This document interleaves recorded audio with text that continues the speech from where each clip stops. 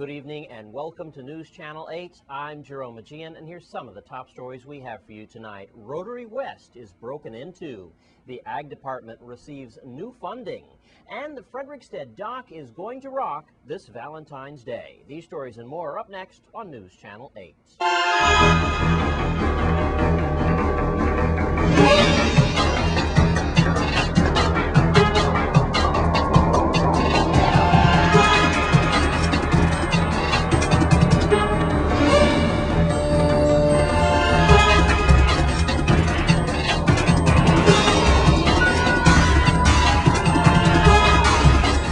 In our top story tonight, Rotarians were horrified to discover their beloved clubhouse was the scene of a break-in. Rotary West, one of the oldest Rotary clubs on St. Croix, is located near the Polly Joseph Stadium in Frederickstead.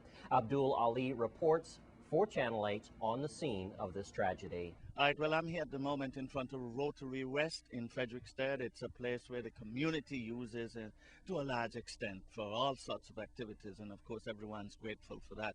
But sometime on Sunday morning, thieves broke into Rotary West here, bore a hole in the back of the building, and of course they just demolished the whole place. With me is Kent Moorhead. He is, of course, the president, right, Yes. for Rotary West. Not good news. No, thank you, Ali. First of all, I just want to say that on Sunday evening, apparently somebody broke into the facility. We were notified on Monday. When we came in, the whole place was a mess. They trashed the entire building. It's a substantial amount of damage that was done to the facility. We had to replace doors. We have to replace iron bars. We even have a section of the wall that was actually damaged because they were trying to use a jackhammer to break a hole in the wall. So those things are substantial costs to the club that we have to, come up with monies to replace. So what figures are we talking about in terms of cost for things taken and the damage? At this time, we're still doing inventory. I mean, the place was in a mess, so we don't even know internally what items were taken, but we know that there was really no cash, no large items in there to really take. But I know for now we're missing a microwave, and we may be missing other items as we do the inventory. But right now the most damage is actually to the structure of the facility, such as the security bars, the doors, and those type of things. So next step is what? You're trying to get Bingo back, get the place repaired. What about the community? Is there any particular help you want from them? Well, at this point, we're just asking the community, to please, if they know any information, please share it with the VIPD. At this point, there's not a whole lot that the community can do. We have a lot of parents, we ask them to, please monitor what your kids are doing. If you see items in your home that don't belong there, please, Ask some questions. Yeah. Yeah. Well, I certainly hope that the community will do their best to assist Rotary. There you had the story, Rotary will bounce back.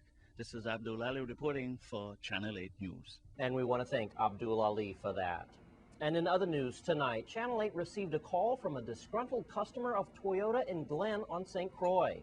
Glenn Great catches up with the customer and investigates his plight. I'm here at Toyota in St. Croix. I'm here with Javid, and you said you got a situation going on here. Tell us about it. What's going on? Well, about a week and a half ago, I brought my vehicle to Caribbean Automat and tell them from the time they changed their alternator fuse, the vehicle always shakes. And then when they open it and they look at it, they saw that one of the fuse was solder. That's it right there? And the fuse is right here, that's solder. So they told me to bring it on the Wednesday, which I did. When I was coming to bring it to them, I lose control of the vehicle because the soldering broke. So I brought the vehicle here on a record. They refused to take it because they tell me I have to pay for it, even if they told me to bring it here to fix.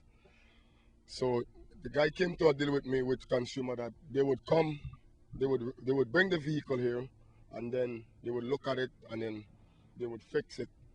Came here and they would call me when they were doing it. Instead of they calling me when they're working on the vehicle, they work on the vehicle behind my back and they cut 2 wires on both sides of the vehicle telling me is rats bite the wire, where you could clearly see the wire is cut by pliers or something. So now they want me to pay over $1,000 to fix a vehicle that I brought here. So this is just nonsense. The guy say one thing, the general manager say one thing, somebody else says something else all the time. Okay, this is a 2000 what? A 2007 RAV4 brought right here at Toyota of St. Croix. Okay, and you're saying now, so the car is actually here in their possession, or where's the car? I mean, you're taking the car home, or the car is here? Well, they don't want me to take the car home because they're saying they need to get consumer to approve me taking the car out of here. When I call consumer and consumer tell me that has nothing to do with them, I need to carry them to small claims or something because that's out of the rich. Okay, so now you're out of a car. I don't have a car to get to work. I'm late for work every day. David Raitman tell me one thing, and then the guy for the shop, which is I can't remember, Jim Harris tell me something else. They tell me the fuse is just you pull it out and you change it. The guy to the shop is telling me you got to take off the whole fuse back to change the fuse.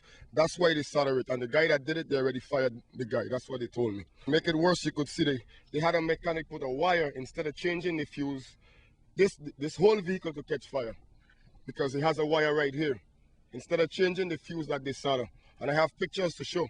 Okay, but you have a history with obviously, if you bought the car in 2007, you brought the car here for maintenance, and you ever had any problem before? Many times. The vehicle shakes, the steering wheel shakes. They keep telling me they're going to get a rep from Puerto Rico to come, and they're going to call me. The rep comes over and over, nobody calls.